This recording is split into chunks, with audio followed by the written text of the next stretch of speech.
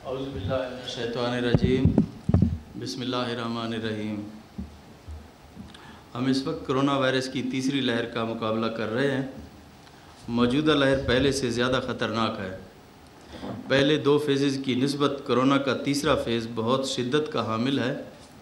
Corona मरीज़ों के मुस्बत केसेस का तनासब 14% हो चुका है। लाहौर, गुजरांवाला, गुजरात, रावलपिंडी, सरगोदा, फैसलाबाद और मुल्तान में ज़्यादा मुस्बत केसेस हैं। लाहौर में गुज़श्ता 24 घंटों के दौरान मुस्बत केसेस की शरह 21% रही है, जो कि इंतहाई तशवीशनाक है। तीसरी लहर की वजह से अस्पताल तेज़ी से भर रहे हैं और हेल्थ सिस्टम दबाव का शिकार है। इस मरहला पर कोरोना को कंट्रोल करना बहुत ज़रूरी है, क्योंकि हम सनतें और कारोबार बंद करने के मुतहम्मिल भी नहीं हो सकते और बंदिशों के हक़ में भी नहीं हैं, मगर ये अवाम के ताउन के बग़ैर मुमकिन नहीं है। अब मैं आपको पंजाब के अंदर जो कोरोना की सूरत हाल है उसके बारे में आपको आगाह करना चाहूँगा। इस वक्त तक पॉजिटिव केसेस 2,15,227 हैं और गुज़श्ता रोज़ जो पॉजिटिव केसेस आए हैं उनमें 2309 केसेस हैं और एक्टिव केसेस 23,106 है।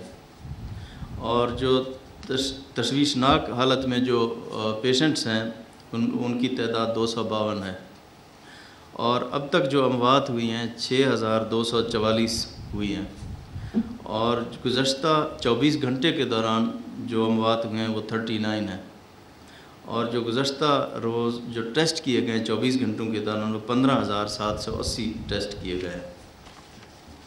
इस सिलसिले में आज काबीना कमेटी बराए कोरोना कंट्रोल का इजलास हुआ, जिसमें चंद अहम फ़ैसले लिए गए जिनका मैं ज़िक्र करना चाहूँगा। जैसा कि मैंने पहले भी अर्ज़ किया है कि हम माशी सरगर्मियों पर किसी किस्म की पाबंदी नहीं लगा रहे। Industries, goods industries, transport, construction industries अपनी मामूल के मुताबिक SOPs के तहत अपना काम जारी रखेंगे। 1 अप्रैल से वो अज़ला जहां कोरोना की शरह 12% से ज़ायद है और वहां पर आवाम की ज़िंदगियों की तहफ़्फ़ुज़ के लिए मौसर इफ़ेक्टिव लॉकडाउन का फ़ैसला किया गया है ताकि कोरोना के फैलाव को रोका जा सके। ये लॉकडाउन 11 अप्रैल तक जारी रहेगा। ताहम काबीना कमेटी 7 रोज़ के बाद इसका अज़सर नौ जायज़ा लेगी और इक़दामात का फ़ैसला करेगी। 1 अप्रैल से शादी की तकरीबात के इज्तिमात पर मुकम्मल पाबंदी होगी। मैरिज हॉल बंद होंगे। इनडोर और आउटडोर किसी किस्म की तकरीबात की इजाज़त नहीं होगी। मास ट्रांसपोर्ट बंद करने का फ़ैसला किया गया है, जिसमें मेट्रो, ऑरेंज ट्रेन और स्पीडो वगैरह शामिल हैं। तमाम किस्म के होटलों और रेस्टोरेंट में इनडोर और आउटडोर डाइनिंग पर पाबंदी होगी, ताहम टेक अवे और होम डिलीवरी की सर्विस की इजाज़त रहेगी। स्पोर्ट्स, कल्चरल एक्टिविटी, सोशल व दीगर जितनी तकरीबात होंगी उन पर पाबंदी बरकरार रहेगी। पार्क्स बंद रखे जाएंगे। कमर्शियल टाइमिंग यानी दुकानों और बाज़ारों की टाइमिंग 6 बजे तक होगी और हफ्ते में 2 दिन दुकानें बंद रहेंगी। SOPs पर अमल दरामद न किया गया तो सूरत हाल खुदा न खास्ता मज़ीद बिगड़ सकती है। मास्क पहनने से न सिर्फ आप ख़ुद बच सकते हैं बल्कि अपने घर वालों को भी कोरोना से महफूज रख सकते हैं।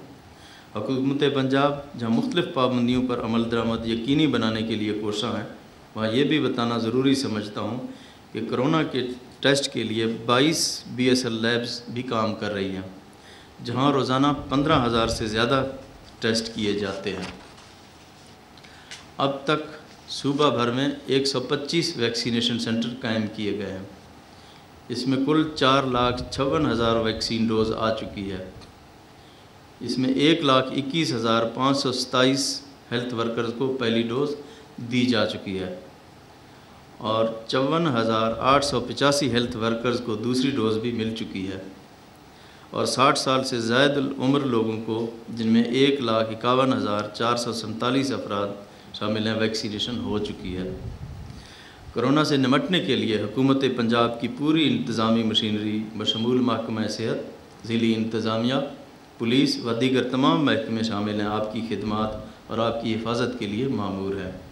और आवाम से अपील की जाती है कि हुकूमती अहकामात जो आपकी ज़िंदगी और आपकी सेहत के लिए नागुज़ीर हैं, इन पर सख्ती से अमल दरामद यकीनी बनाएँ, क्योंकि इसमें आपका और आपके ख़ानदान की ज़िंदगी का मसला है और हुकूमती इदारों से भरपूर ताउन करें। खिलाफ वर्जी हो रही है तो उसके ऊपर आज जो हमने मीटिंग की है, इसके बाद इंशाअल्लाह एक हम कंप्लीट जो ऑर्डर्स हैं वो अभी आज इशू हो जाएंगे और उस पर अमल दरामद होगा।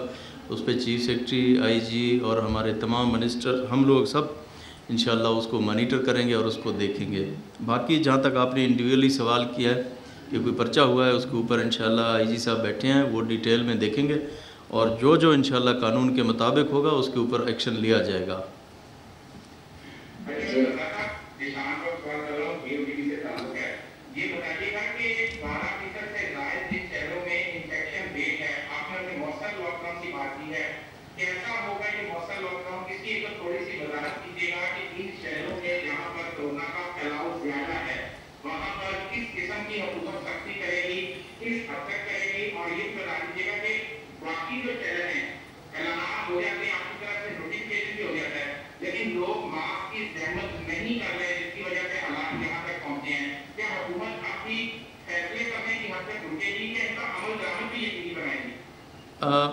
जिस तरह मैंने लफ्ज़ इस्तेमाल किया कि इफ़ेक्टिव लॉकडाउन का, तो उसका मतलब ये नहीं है कि बिल्कुल ही हर चीज़ हम बंद कर रहे हैं। जिस तरह प्राइम मिनिस्टर साहब का विजन है और जो NCOC के जो डिसीजंस होते हैं उनको हम कंप्लाई करेंगे और हम चाहते हैं कि लोगों को कम से कम तकलीफ़ हो, लेकिन इसका जो फैलाव है इसके रोकने के लिए जो SOPs, जो इक़दामात हमें लेने पड़ें वो हम ज़रूर लें, ताकि लोगों की ज़िंदगियों का मसला है, इसमें किसी की पसंद और नापसंद शामिल नहीं है। तो हम चाहते हैं कि इसको बड़े मौसर और अच्छे तरीके से इसको हम इम्प्लीमेंट करें, ताकि जो मईशत का पहिया है वो भी चलता रहे और लोगों की जो सेहत है उसका भी ख्याल किया जाए, और ताकि इसके फैलाव को जितना हम कम से कम रोकेंगे वो ज़्यादा बेहतर होगा।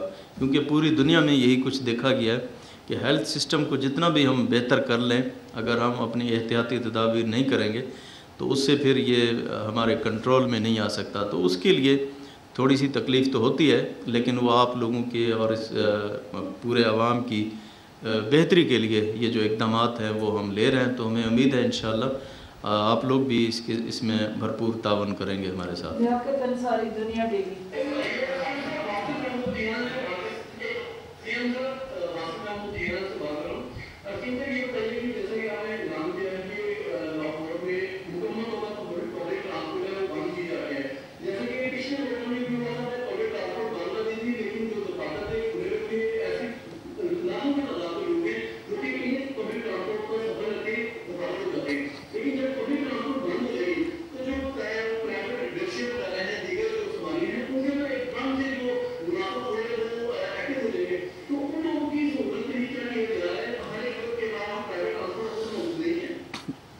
इसमें पब्लिक ट्रांसपोर्ट की बात हो रही है, प्राइवेट ट्रांसपोर्ट की बात हमने नहीं की है, क्योंकि हम यही चाहते हैं कि लोग कम से कम निकलें। हमारे जो ऑफिसेज़ हैं उसमें भी यही इंस्ट्रक्शन दी गई है कि कम से कम जितने लोग हों ताकि वो यहाँ पे आएँ। ऑफिसेज़ में कम हो, हमारे एजुकेशन इंस्टीट्यूट्स हैं वहाँ भी वो भी बंद रहें। वो इस तरह की तमाम जो चीज़ें हैं उनका मकसद यही है कि लोग घरों से बिलावजह न निकलें।